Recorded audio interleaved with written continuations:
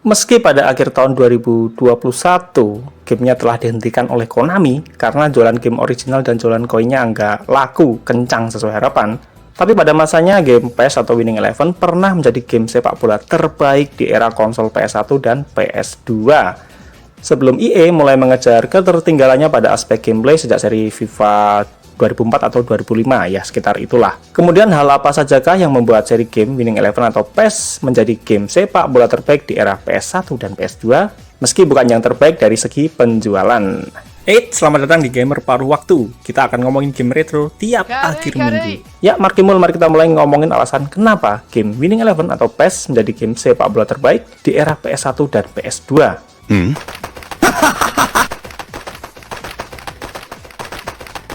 Sebelum mulai lebih lanjut, kita bahas dulu secara singkat game Winning Eleven atau PES ini. Ya, gamenya pernah menggunakan lebih dari 2 judul, yaitu Winning Eleven untuk versi Jepangnya dan beberapa judul lain untuk versi di luar Jepang, mulai dari Coldstrom, ISS Pro, sampai PES.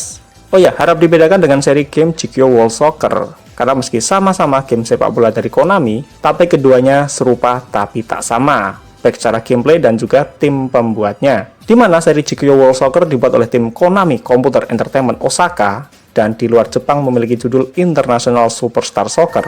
Sementara seri Winning Eleven dibuat oleh tim Konami Computer Entertainment Tokyo. Oke, sekarang mulai kita bahas apa saja yang menjadikan Winning Eleven menjadi game sepak bola terbaik di era konsol PS1 dan PS2.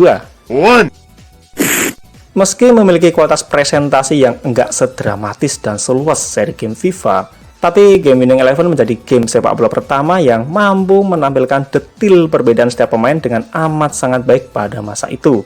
Meski poligonnya lebih kasar dan terlalu ngotak daripada seri game FIFA, tapi Konami berhasil menampilkan perbedaan fisik pemain dengan lebih presisi, mulai dari tinggi badan, bentuk tubuh, warna sepatu, sampai kaki terkuat atau kaki dominan setiap pemainnya.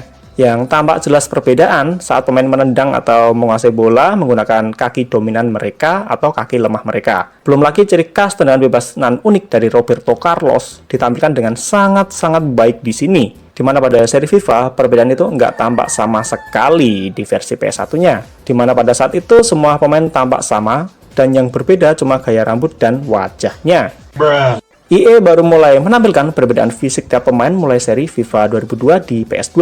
Dengan menambahkan fitur perbedaan tinggi badan untuk pertama kalinya, dan juga fitur kaki dominan untuk pertama kalinya. Meski pada saat itu PES sudah lebih maju lagi karena mampu menampilkan perbedaan seberapa fasih seorang pemain menggunakan kaki lemahnya. Sebagai contoh, Maldini yang dikenal bipedal, bisa menggunakan kaki kiri ataupun kanan dengan sama baiknya. Sedangkan Roberto Carlos yang memiliki kaki kiri dominan tidak bisa menggunakan kaki kanan dengan baik seperti Maldini.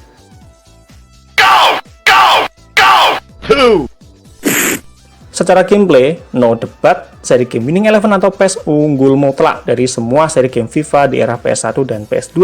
Ya, terutama pada era PS1, di mana gameplay Winning Eleven lebih bervariasi tapi tetap mudah dipahami, bahkan oleh pemula sekalipun. Tapi meski mudah dipahami, tetap butuh upaya ekstra kalau mau jago mainnya. Ini adalah prinsip gameplay yang bagus, yaitu easy to play, hard to master.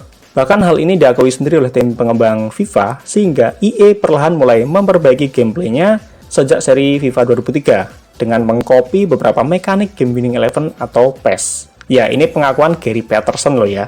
Gary Patterson sendiri yang mengakui akan hal ini. Kemudian seperti tombol lari yang berganti penempatan dan fungsi, jadi kita nggak perlu lagi mencet tombol lari segitiga berulang kali untuk melakukan sprint. Termasuk tombol berganti pemain yang penempatannya berganti menjadi sama persis seperti pada game PES. Kemudian ada mekanik umpan terobosan lambung, kemudian crossing, dan 1-2 yang mekaniknya juga lagi-lagi sama persis dengan hal yang serupa di game PES. Yang beda cuma penempatan tombol tembak dan umpan lambung doang. Kalau bagi saya pribadi, pada era PS1, gameplay FIFA memang jelek. Bahkan masih lebih bagus gameplay Ronaldo v Football. Dan itu belum termasuk beragam taktik dan strategi yang juga lebih bervariasi di game Winning Eleven atau PES.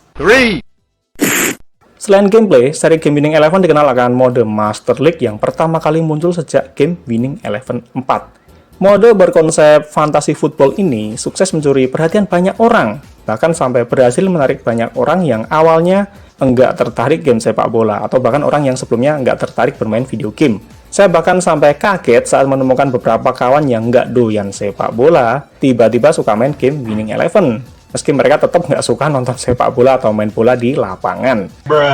Mode Master League memang nggak serealistis mode manager pada seri FIFA. Seperti misalnya pada seri FIFA 2005 yang memiliki aspek manajerial yang lebih realistis daripada Winning Eleven 10 atau PES 6 sekalipun.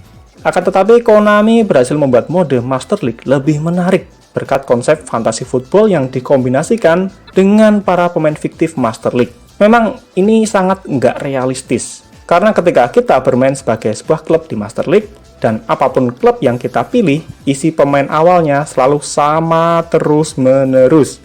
Yang intinya kita dipaksa membangun tim bermodalkan sekumpulan para pemain ala kadarnya sampai modal kita cukup untuk membeli pemain impian kita. Meski awalnya konsep ini terasa aneh, tapi hal seperti ini justru sukses membangun ikatan emosional yang sangat kuat saat bermain Master League. Terutama bagi penggemar sepak bola yang nggak punya klub favorit seperti saya ini.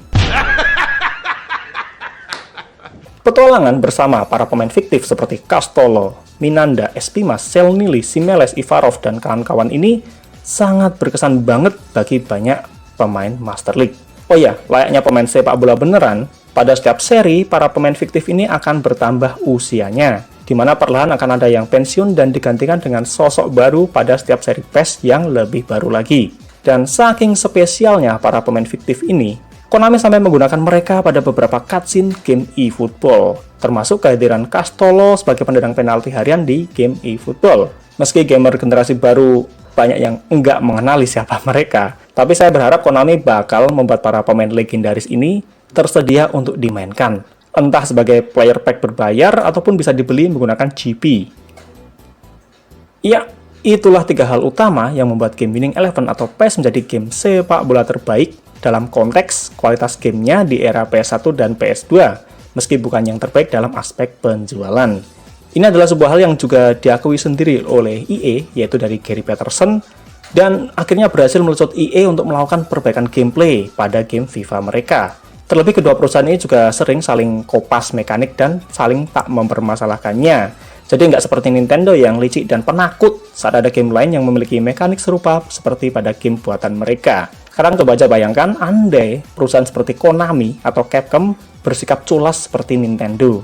Wah, itu bisa kena paten game FIFA atau EAFC karena menggunakan banyak mekanik game PES. Termasuk juga hampir semua game fighting bisa kena paten soal mekanik motion input yang mirip seperti pada game Street Fighter. Iya, Nintendo memang konyol. Tapi itulah indahnya persaingan. Kompetisi yang ketat akan menguntungkan konsumen. Nah, kalau menurutmu, apakah kamu punya pendapat yang berbeda? Yuk diskusi di komentar.